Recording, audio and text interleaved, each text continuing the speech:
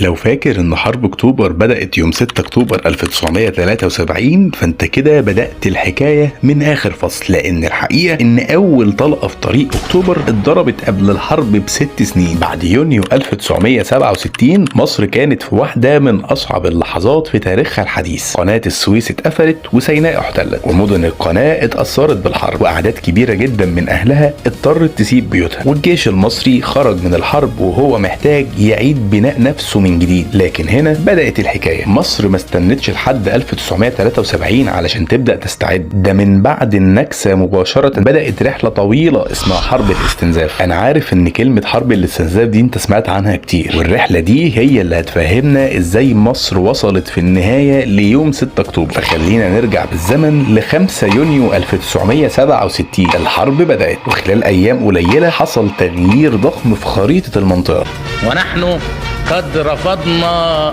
ووقتها وزارة الدفاع المصرية في الوثائق المنشورة عن حرب اكتوبر بتذكر ان حرب يونيو هي اللي ادت لاحتلال سيناء واغلاق قناة السويس، وان القوات المسلحة المصرية فقدت جزء كبير من معداتها خلال الحرب. لكن في حاجة اهم من كل الارقام دي، وهي ان مصر دخلت بعد الحرب في موقف جديد تماما. اسرائيل بقت موجودة على الضفة الشرقية للقناة. يعني تخيل معايا، القناة اللي كانت زمان خط مائي بيفصل بين مصر وسيناء بقت دلوقتي خط المواجهة. ومن هنا بدأ السؤال الكبير، هنرجع سيناء ازاي؟ هنرجعها بالسياسة ولا بالقوة ولا بالاتنين مع بعض؟ والإجابة في البداية عند القيادات المصرية كانت واضحة جدا، لازم الجيش يرجع يقف على رجليه الأول. بعد النكسة الموضوع ما كانش مجرد انك تقول للجيش يلا يا رجالة نستعد لحرب جديدة. حضرتك انت عندك معدات محتاجة تتعوض، وتنظيم محتاج يتراجع، وتدريب محتاج يتطور، وسلاح الجو محتاج اصلا يتبني من جديد. والاهم من كل ده ان لازم الجند المصري يستعيد ثقته بنفسه. وهنا بدأت مرحلة إعادة بناء القوات المسلحة، وفي نفس الوقت بدأ يحصل احتكاك عسكري على طول قناة السويس. يعني كده الحرب ما انتهتش بالنسبة للمصريين بمجرد إعلان وقف إطلاق النار. الهدوء النسبي على الخريطة ما كانش معناه إن كل حاجة انتهت. بعد أسابيع قليلة من النكسة حصلت واحدة من العمليات اللي كان ليها تأثير كبير جدا على معنويات المصريين، معركة رأس العش. في الأول إسرائيل كانت بتحاول تتحرك ناحية الجنوب على الضفة الشرقية للقناة اللي هي في اتجاه بور فؤاد، وهنا حصلت مواجهة مع قوة مصرية صغيرة، والنتيجة كانت مهمة جدا من الناحية المعنوية، لأن القوات المصرية قدرت توقف التقدم الإسرائيلي في المنطقة. ودي رسالة بدأت تظهر إن الجيش المصري لسه موجود وواقف على رجله. وخد بالك لأن دي كانت بداية مهمة جدا في استعادة الثقة. وبعدها حصل حدث أشهر بكتير، المدمرة إيلات.